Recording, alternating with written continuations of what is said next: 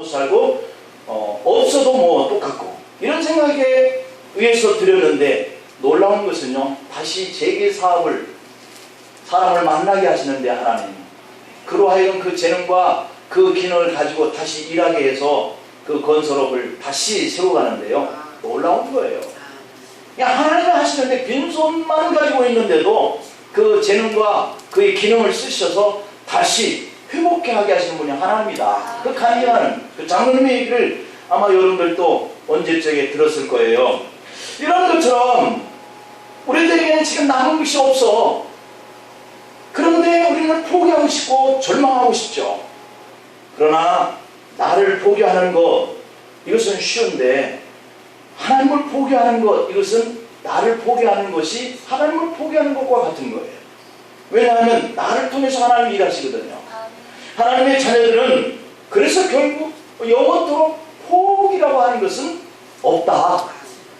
이사야서 49장의 14절 15절을 보니까 시온이 이르기를 여호와께서 나를 버리시며 주께서 나를 잊으시다 하였거니와 여인이 어찌 그 젖먹는 자식을 잊겠으며 자기 태에서 난 아들을 긍휼히 여기지 않겠느냐. 그들은 혹시 잊을지라도 나는 너를 잊지 아니할 것이라 약속하신 하나님. 오늘 뉴스를 통해서 보니까 자식 포기하는 부모들 많죠? 근데 하나님은 포기하지 않는다는 거잖아요. 나를 포기하지 않으시는 그 하나님 한 분이시면 된다는 거예요. 신라원 저자 밀턴은 1652년에 실명했고 그 후에도 그에게 어려움이 계속 왔었어요. 아내는 그의 곁을 떠나고 아들은 죽었어요. 밀턴의 목숨마저도 단두대 이슬로 사라질 위기에 직면했는데 그래도 밀턴은 절망하지 않아요. 실명한 상태 속에서 그가 그 서사시 책을 써내는 일에 집중을 했는데 자신의 말을 딸이 받아서 쓰는 거예요. 볼 수 없으니까 눈을. 그렇게 해서 신라원 책을 완성하고 이어서 복랑원과 투기사 삼손 이 합본을 완성했다는 거 아니겠어요? 다 이런 것 같았는데 밀턴은 아직 우리에게 회복할 수 있는 하나님의 능력에 도구가 남아있다 하는 믿음을 가졌던 거예요. 그것을 하나님이 붙잡아 주시면 얼마든지 회생할 수 있는 줄 믿기를 바랍니다. 마가복음 9장 23절에 주님은 할 수 있거든요. 무슨 말이냐, 믿는 자에게 능치 못한 일이 없다. 그런데 문제가 있어요. 회복하고 지속된 회복의 복을 받아야 하는데 한 번 회복되고 다시 넘어지는 사람들이 있다는 거예요. 우리 하나님은 한 번만 일할 줄 알고 그 뒤는 일할 줄 모르시는 분일까요? 그렇지 않아요. 삼손을 보면 큰 기적을 체험한 후에 문제가 생겨요. 오늘 본문 18절에 보니까 삼손이 심히 목이 말랐다는 거예요. 여호와께 부르짖었어요. 주께서 종의 손을 통하여 이 큰 구원을 베푸셨사오나 내가 이제 목말라 죽어서 할례받지 못한 자들에게 손에 떨어지겠나이다. 이렇게 얘기해요. 삼손이 심히 목이 말라서 갈증으로 죽을 지경에 이르렀다는 거예요. 블레셋이라고 하는 이 외적인 원인, 이것에 의해서 죽음의 문제가 해결됐잖아요. 그런데 갈증이라고 하는 것은 내면적인 내 문제예요. 우리가 외부적인 문제를 해결할 수 있는 것은 어떻게 해결되었는데 내가 내 스스로 문제를 극복하지 못하는 것 때문에 내가 죽을 수도 있는 거예요. 지속적으로 회복의 축복을 누리지 못하는 이유가 외부적인 그런 문제가 아니라 내면적인 내 문제 때문에 내가 죽는 거예요. 여러 가지 원인이 있겠지만 오늘 주님이 우리에게 말씀하고 있는 내용은 오늘 본문 16절에 나타나는 현상인데 16절에 보니까 이르되 나귀의 턱뼈로 한 도미 두 도미를 쌓았으며 나귀의 턱뼈로 내가 1000명을 죽였도다. 누가? 내가 1000명을 죽였다는 거예요. 삼손이 회복된 후에 그의 고백은 내가 1000명을 죽였다라고 하는 거예요. 하나님이 갑자기 성령을 부어서 1000명을 싸워서 이기게 하고 결박줄을 끊게 하고 하는 일을 다 하나님에서 살렸는데 내가 1000명을 죽였다. 이렇게 그 회복된 이후에 자기를 나타내는 그런 삼손의 모습이 되고 말아요. 적들을 죽인 것이 어찌 삼손 자기 힘으로 죽였을까요? 우리가 알다시피 성령이 강하게 임했기 때문에 그런 역사를 했잖아요. 그렇다면 삼손은 당연히 하나님을 찬양했어야 돼요. 드보라도 승리한 후에 하나님을 찬양합니다. 모세도 홍해를 가른 후에 하나님께 영광을 돌렸습니다. 한나도 아기를 낳은 후에 하나님께 영광을 돌려요. 마리아도 예수님을 잉태한 후에 하나님을 찬양합니다. 모두가 다 이렇게 성령의 능력을 체험한 후에 하나님께 다 영광을 돌리는데, 그런데 오늘 이 삼손은 자신을 찬양해요. 내가 1000명을 그렇게 죽였다는 거예요.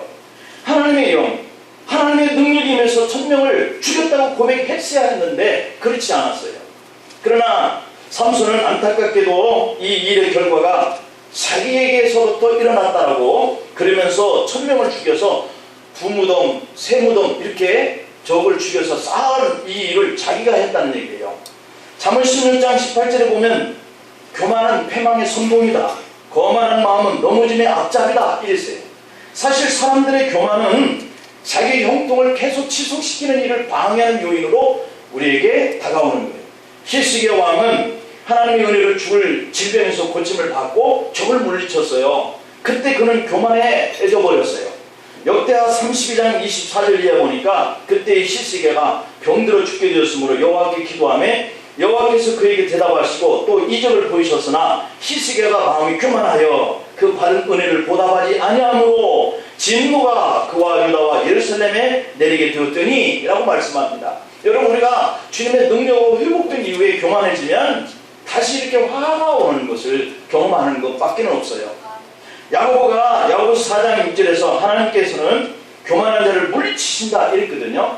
애굽왕 바로는 교만하여서 자기도 망하고 백성도 망하게 만들었어요.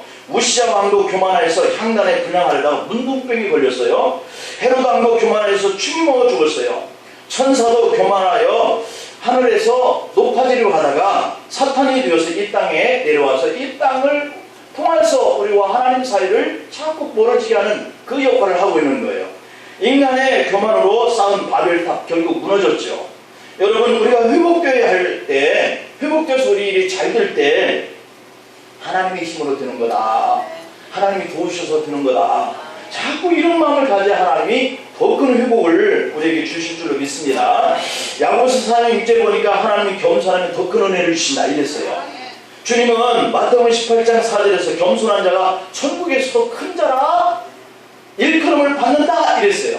겸손하면 영이 소생케 되고, 겸손하면 기도와 응답이 되어지고, 겸손하면 재앙이 물러가고, 겸손하면 풍부해지고, 겸손하면 여호와께서 붙들어 주시고, 겸손하면 은혜가 지속적으로 된다, 이런 축복을 주신다는 거예요.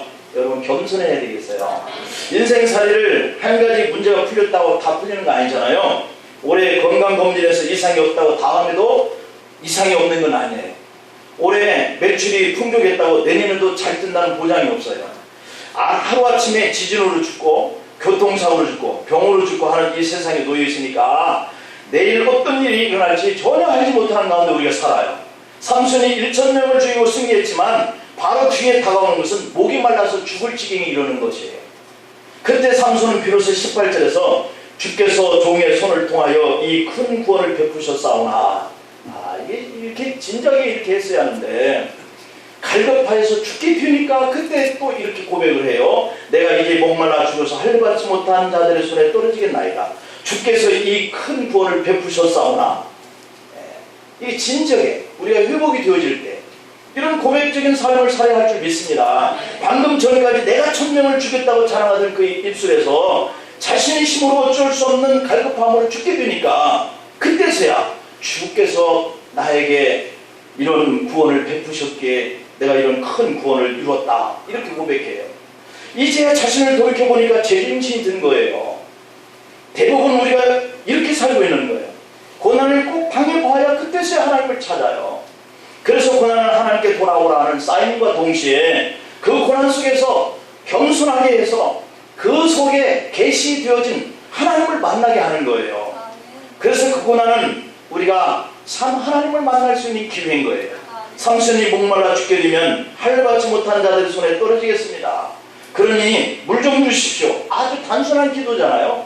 여러분들도 하나님 앞에 나와서 이렇게 단순하게 기도하면 되는 거예요. 하나님, 제가 이 문제 때문에 제가 이렇게 하나님 찾지 못해서, 뜻대로 살지 못해서 이렇게 죽게 되었습니다. 그거면 되는 거예요. 이때 19절에 보니까 하나님이 내에서 한 우묵한 곳을 터뜨리시니, 내는 어디? 삼손이 있는 곳이에요. 지금 내 현장에 다 있는 곳인데 우리 눈이 가려져서 보지 못할 뿐이에요. 하나님이 다시 보게 하면 문제에 길이 있는 거예요. 이게 놀라운 비밀인 겁니다.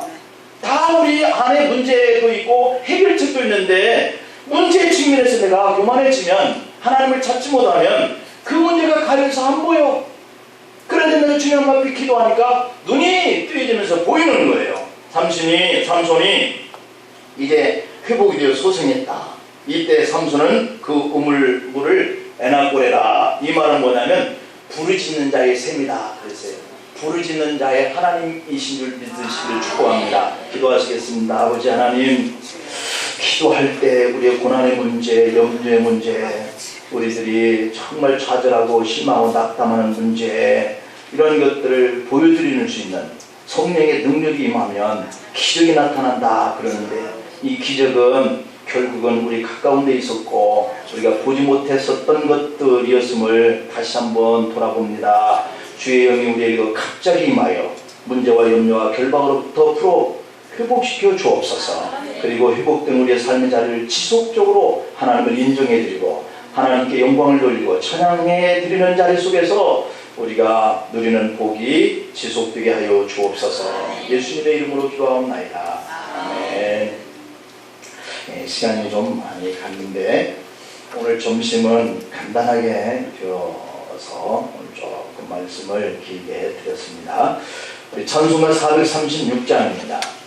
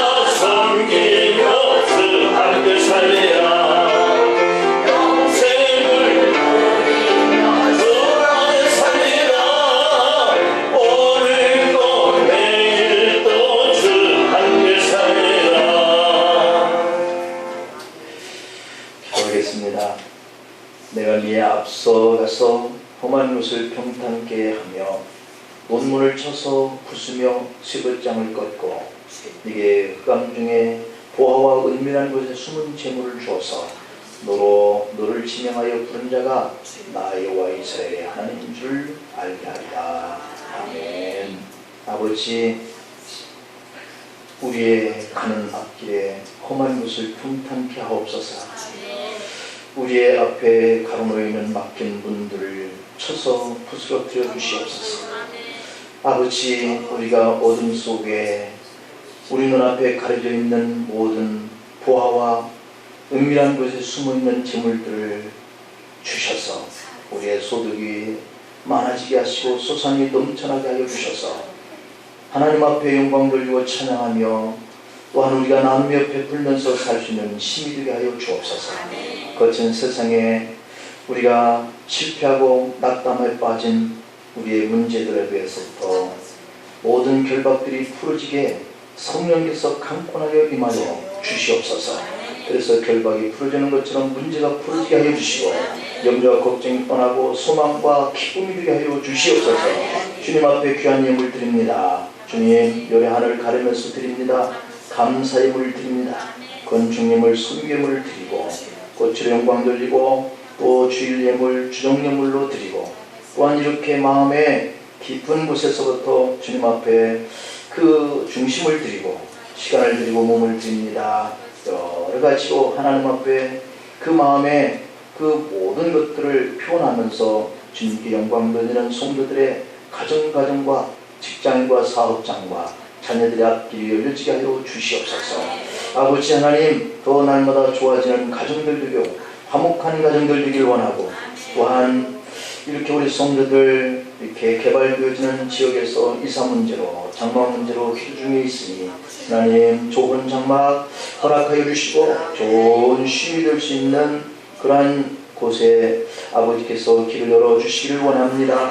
자녀들 혼살길을 열어주시고 또한 자녀들 후손이 번성할 수 있도록 길을 열어주시고 가난과 궁핍이 떠나가게 하여 주시고 질병이 회복되고 고쳐지기를 원하고 우리 마음의 상함이 싸매어져 다시 한번 주님을 발견하고 주님을 의지하고 주께서 해결해 주시는 그 길을 향하여 나아갈 수 있도록 역사하여 주시옵소서.